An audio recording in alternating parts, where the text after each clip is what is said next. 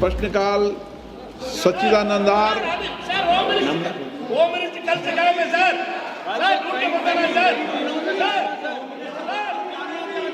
मैंने पहले भी कहा माननीय सदस्य, फिर आपसे आग्रह करता हूं, प्रश्नकाल के अंदर प्रश्नकाल को कभी बाधित नहीं करें। प्रश्नकाल माननीय सदस्यों का होता है, सरकार की जवाबदेही होती है।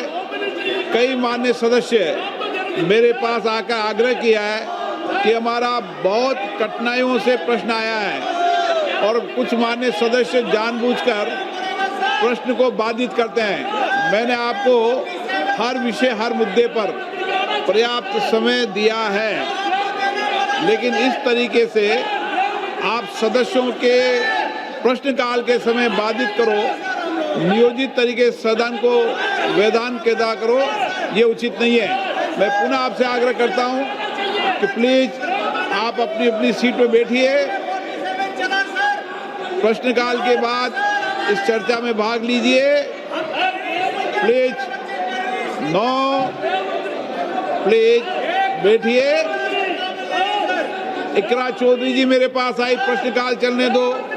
सच्चिदानंद जी मेरे पास आए, कई अन्य सदस्य मेरे पास आए।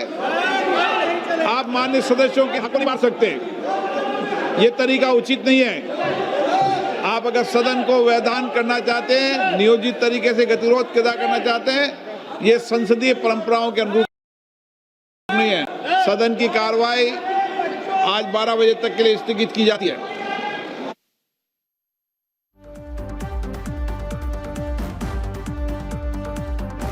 In the vacancies caused by the retirement of Sri N.R. Elango and Sri Deepak Prakash from the membership of Rajya Sabha with effect from 2nd April 2026 and 21st June 2026 respectively, and resolves that the House do proceed to elect in the manner as directed by the Chairman 2 members from amongst the members of the House to the said joint committee to fill the vacancies. Thank you, sir. The motion moved. Those in favor will please say aye. Those against will please say no. I think the ayes have it, the ayes have it, the ayes have it. The motion is adopted. Full Moon Sale காலை 9 மணியிலிருந்து இரவு 12 மணி வரை ஜூலை 29 ஒரு நாள் மட்டும். மக்களவை ஒத்திவைக்கப்பட்ட நிலையில் தற்போது மாநிலங்களவை நடைபெற்று வருகிறது. இது குறித்த கூடுதல் விவரங்களை எமது தலைமை செய்தி ஆசிரியர் கண்ணன் வழங்கிட கேட்கலாம். கண்ணன் வணக்கம். இது குறித்த விரிவான தகவல்களை பதிவு பண்ணலாம். ஓவியா, மழைக்கால கூட்டத்தொடர் தொடங்கி 8 நாட்களாகியும் தொடர்ச்சியாக ஒரு நாள் கூட மக்களவை நிகழ்வுகள் நடைபெறாத சூழ்நிலை ஏற்பட்டிருக்கிறது. கடந்த வாரம் முழுவதுமே காக்ரோச் ஜனதா பார்ட்டியின் நாடு தழுவிய அந்த நீட் தேர்வு வினாத்தாள் கசிவு தொடர்பான போராட்டம், அதன் பின்னர் மத்திய அமைச்சர் தர்மேந்திர பிரதான் ராஜினாமான கடந்த வாரம் முழுவதுமே மக்களவை நடவடிக்கைகள் ஒட்டுமொத்தமாக முடங்கின.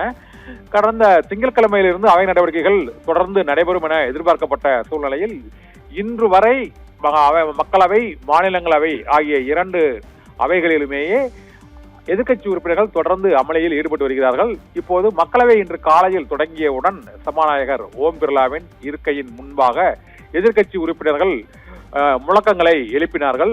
இந்த தடியடி பிரயோகம் மற்றும் அந்த வழக்குகளை வாபஸ் பெறுவதில் உள்ள நிபந்தனைகள் உள்ளிட்ட பல்வேறு அம்சங்கள் குறித்து விவாதிக்க வேண்டும் என்றும், மேலும் பொது தேர்வுகள் சட்ட திருத்த மசோதா என்று அழைக்கப்படும் தேர்வு முறைகேடுகளை தடுக்க வகை செய்யும் அந்த சட்ட திருத்த மசோதா தொடர்பான விவாதத்தை முதலிலேயே ஒத்திவைத்து தொடங்க வேண்டும் எனவும் வலியுறுத்தினர். ஆனால் அதற்கு சபாநாயகர் ஓம் பிர்லா ஒப்புக்கொள்ளவில்லை என்பதால் அவை நடவடிக்கைகள் தொடங்கிய 2 நிமிடங்களிலேயே இன்று மக்களவை ஒத்திவைக்கப்பட்டது.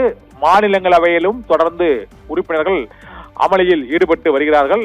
மக்களவை ஒத்திவைக்கப்பட்டு நண்பகல் 12 மணி வரை ஒத்திவைக்கப்படுவதாக அறிவிக்கப்பட்டிருக்கிறது.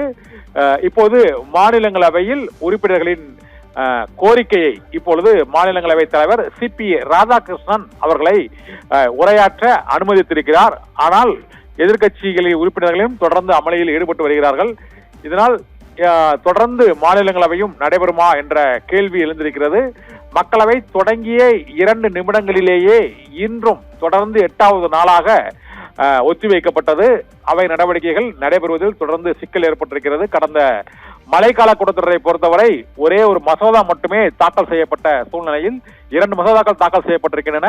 அதில் இன்று 2வது நாளாக நீட் தேர்வு வினாத்தாள் கசிவு தொடர்பான விவாதம் மாநிலங்களவையில் இன்று நடைபெற இருக்கிறது. அதற்கு முன்னதாக மக்களவையிலும் இந்த விவாதம் நடைபெறும் என எதிர்பார்க்கப்பட்ட சூழ்நிலையில் எதிர்க்கட்சிகளின் தொடர் அமளியால் அவை நடவடிக்கைகள் ஒத்திவைக்கப்படுவதாக நண்பகல் 12 மணி வரை அவை நடவடிக்கைகள் ஒத்திவைக்கப்படுவதாக அறிவிக்கப்பட்டிருக்கிறது. இந்த சூழ்நிலையில் மாநிலங்களவையில் இப்போது பொதுத் தேர்வுகள் வினாத்தாள் தேர்வு முறைகேடுகளை தடுப்பதற்கான அந்த மசோதா குறித்த விவாதம் 2வது நாளாக இன்றும் நடைபெறும் என எதிர்பார்க்கப்படுகிறது. ஓவியா.